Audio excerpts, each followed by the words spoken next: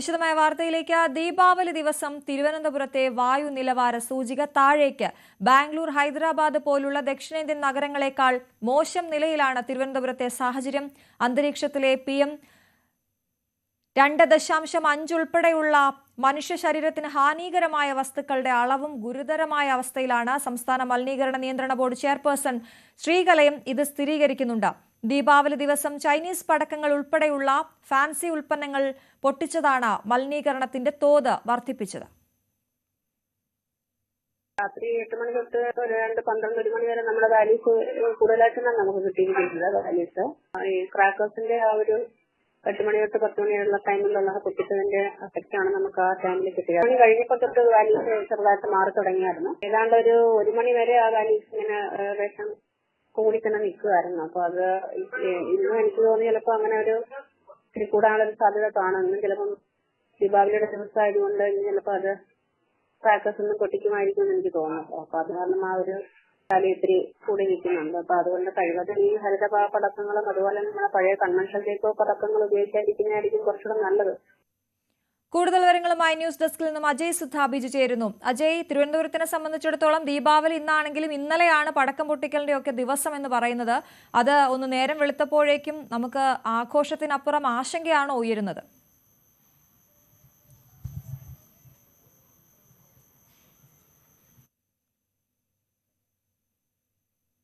അജയ്, കേൾക്കാമോ? അശ്വതി, തിരുവനന്തപുരത്തെ അശ്വതി സൂചിപ്പിച്ചതുപോലെ തന്നെ കഴിഞ്ഞ ദിവസമായിരുന്നു ആഘോഷങ്ങളുടെ ഒരു തുടക്കമെന്ന് പറയുന്നത്. അതിനുശേഷം ഇന്നത്തെ ദിവസം അത് ഏറ്റവും വലിയ ഒരു മൂർധന്യാവസ്ഥയിൽ എത്തുന്ന ഒരു സമയമാണ്. തിരുവനന്തപുരത്തെ സംബന്ധിച്ചിടത്തോളം കേരളത്തിലെ മറ്റ് സ്ഥലങ്ങളെ അപേക്ഷിച്ച് ദീപാവലി ആഘോഷം, അതും ഈ പടക്കം പൊട്ടിച്ചുള്ള ആഘോഷം, ആ ഒരു കൾച്ചർ തിരുവനന്തപുരത്ത് വളരെയധികം കൂടുതലാണ്. പ്രധാനമായിട്ടും തമിഴ്നാട് അല്ലെങ്കിൽ ഇന്ത്യയുടെ മറ്റ് സംസ്ഥാനങ്ങളിലുള്ളതുപോലെ ഈ പടക്കം പൊട്ടിച്ചുള്ള ആഘോഷം അത് വ്യാപകമായി തന്നെ ഗ്രാമ നഗര വ്യത്യാസമില്ലാതെ തിരുവനന്തപുരത്ത് ഉണ്ട്. അപ്പോൾ ഇത്തരത്തിൽ ഈ പടക്കം പൊട്ടിച്ചത് കാരണം ഇന്നലെ രാത്രിയോടെ തിരുവനന്തപുരത്തെ വായു നിലവാര സൂചിക അത് വളരെ മോശം അവസ്ഥയിലേക്ക് എത്തുകയായിരുന്നു. ഈ 200-ന് മുകളിലേക്ക് വായു നിലവാര സൂചിക AQIന്റെ അളവ് പോയി കഴിഞ്ഞാൽ അത് വളരെ ഒരു ഗുരുതരമായിട്ടുള്ള അവസ്ഥയാണ്. ഇന്നലെ രാത്രിയോടെ ഏതാണ്ട് അത്രയധികം മുകളിലേക്ക് തിരുവനന്തപുരത്തെ വായു നിലവാരം ഉയർന്നിട്ടുണ്ട് എന്നാണ് നമുക്ക് കാണാൻ സാധിക്കുന്നത്.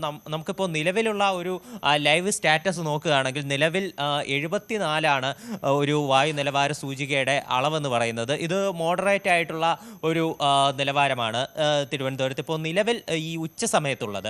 എന്നാൽ ഇത് ഈ ഒരു അളവ് തന്നെയും കേരളത്തിലെ മറ്റ് സ്ഥലങ്ങളെ അപേക്ഷിച്ച് 1.2 മടങ്ങ് അധികമാണ്. അതായത് 1.2 മടങ്ങ് അധികമാണ് ഈ അളവ് എന്നതും ഒരു ആശങ്കപ്പെടുത്തുന്ന കാര്യമാണ്. ഇപ്പോൾ കേരളത്തിലെ തന്നെ മറ്റ് നഗരങ്ങൾ അത് ഇത്രത്തോളം ഒരു വായു നിലവാര സൂചിക മോശമായിട്ടുള്ള അവസ്ഥയിലേക്ക് പോയിട്ടില്ല. നമുക്ക് ഇതിന് മുൻപുള്ള ഒരു പാസ്റ്റ് ഹിസ്റ്ററി രാത്രിയുള്ള ഒരു അവസ്ഥ നോക്കുകയാണെങ്കിൽ നമുക്ക് കാണാൻ സാധിക്കും. ഇത് രാത്രിയൊക്കെ ഉള്ളൊരു ചാർട്ടാണ്. ഇന്നലെ വൈകിട്ട് 6 മണിക്ക് ശേഷം ഇതിൻ്റെ ഒരു വായു നിലവാര സൂചിക ഒരു മോശം അവസ്ഥയിലേക്ക് പോയത് നമുക്ക് കാണാൻ സാധിക്കും. അതായത് 6 മണി തുടങ്ങി പിന്നീട് ഒരു 8 മണി 10 മണി 12 മണി ഈ സമയത്തൊക്കെ വളരെ ഒരു മുകളിലായിരുന്നു വായു നിലവാര സൂചിക എത്തിയിരുന്നത്. നിലവിൽ ഒരു ലൈവ് സ്റ്റാറ്റസ് വെച്ച് നോക്കുകയാണെങ്കിൽ ഇന്ത്യയുടെ മറ്റ് നഗരങ്ങളിലുള്ള ഒരു സ്ഥിതി കൂടി നമുക്കൊന്ന് നോക്കാം. ഇന്ത്യയുടെ മറ്റ് നഗരങ്ങളിലെ ഒരു അവസ്ഥ നമുക്കിപ്പോൾ നിലവിൽ നോക്കുകയാണെങ്കിൽ ബാംഗ്ലൂർ 42, ചെന്നൈ 64, ഹൈദരാബാദ് 71. അങ്ങനെ പല നഗരങ്ങളിലും തിരുവനന്തപുരത്തിനേക്കാൾ താഴ്ന്ന നിലയിലാണ് ഈ വായു നിലവാര സൂചിക നിൽക്കുന്നതെന്ന് നമുക്ക് കാണാൻ സാധിക്കും. തിരുവനന്തപുരം നഗരത്തിൽ തന്നെ 3 വ്യത്യസ്തമായിട്ടുള്ള പ്രദേശങ്ങളിൽ രേഖപ്പെടുത്തിയിട്ടുള്ള AQIയുടെ അളവ് നോക്കുകയാണെങ്കിൽ നിലവിൽ പ്ലാമൂട് 115 രേഖപ്പെടുത്തിയിട്ടുള്ളത്. അതുപോലെ തന്നെ തട്ടാമല അത് 112 രേഖപ്പെടുത്തിയിട്ടുള്ളത് നമുക്ക് കാണാൻ സാധിക്കും. അപ്പോൾ ഇതെല്ലാം ഒരു പുവർ കാറ്റഗറിയിലാണ് നമ്മുടെ വായു നിലവാര സൂചിക അനുസരിച്ച് വരുന്നത്. ഇപ്പോൾ ഈ സംസ്ഥാന മലിനീകരണ നിയന്ത്രണ ബോർഡ് ചെയർമാൻ തന്നെ സ്ഥിരീകരിച്ചതുപോലെ ഇത് രാത്രി സമയത്ത് ഏതാണ്ട് 200 ആ ഒരു നിലവാരത്തിലേക്ക് ഈ വായു നിലവാര സൂചിക അത് എത്തിയിരുന്നു. അത് തീർച്ചയായിട്ടും ആശങ്കപ്പെടേണ്ട സാഹചര്യമാണ്. ഒരു പുവർ കാറ്റഗറിയിലാണ് ഇത് വരുന്നത്. അതുമാത്രമല്ല PM 2.5ന്റെ അളവ് അതും ഇപ്പോൾ നിലവിലുള്ള അന്തരീക്ഷത്തിൽ അത് കൂടുതലാണെന്ന് നമുക്ക് കാണാൻ സാധിക്കും. നിലവിൽ 39 ആണുള്ളത്. ഇത് മോഡറേറ്റ് ആയിട്ടുള്ള അളവാണ്. പക്ഷേ ഇന്നലെ രാത്രി ഇത് വളരെ ഉയർന്ന ഒരു തലത്തിലേക്ക് എത്തിയിരുന്നു. അത് തീർച്ചയായിട്ടും മനുഷ്യ ശരീരത്തിന് ഒരു ദോഷകരമായിട്ടുള്ള കാര്യമാണ്. PM2.5 എന്ന് പറയുന്ന ഒരു പാർട്ടിക്കിൾ അത് മനുഷ്യ ശരീരത്തിനുള്ളിൽ പോവുകയാണെങ്കിൽ അത് ശ്വാസകോശത്തിനുള്ളിൽ പറ്റിപ്പിടിക്കുകയും അതുവഴി അത് രക്തത്തിൽ നേരിട്ട് കലരുകയും ചെയ്യും.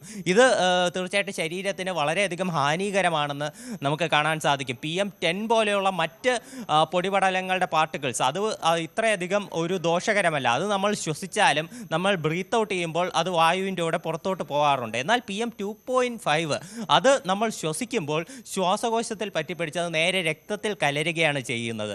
അത് ഇപ്പോൾ ഒരു ഹെൽത്തി ആയിട്ടുള്ള പേഴ്സണെ സംബന്ധിച്ചിടത്തോളം അതും നിരന്തരം അത് ശ്വസിക്കുന്നത് ഒരു ദോഷകരം തന്നെയാണ്. എന്നാൽ ഈ PM2.5ൻ്റെ അളവ് അത് കുട്ടികൾ അതുപോലെ തന്നെ പ്രായമായവർ ഇവർ ശരീരത്തിനുള്ളിലേക്ക് ശ്വസിച്ചാൽ അത് അവർക്ക് തീർച്ചയായിട്ടും ഗുരുതരമായിട്ടുള്ള ആരോഗ്യ പ്രശ്നങ്ങൾ അവർക്കുണ്ടാക്കും. ആസ്മ പോലെയുള്ള ആരോഗ്യ പ്രശ്നങ്ങൾ ഉണ്ടാക്കും. ഇതെല്ലാം ഒരു ഗുരുതരമായിട്ടുള്ള അവസ്ഥ തന്നെയാണ്.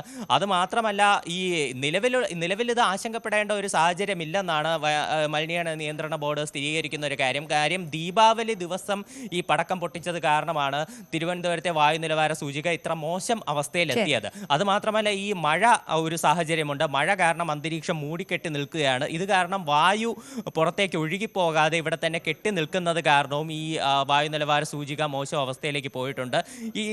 ഇന്നത്തെ ദിവസം കഴിയുമ്പോൾ ഇതൊരു സാധാരണ നിലയിലേക്ക് എത്തും എന്ന് തന്നെയാണ് നമുക്ക് പ്രതീക്ഷിക്കാനാകുന്നത്. അജയ് സുധാ ബിജുവാണ് വിവരങ്ങൾ നൽകിയത്.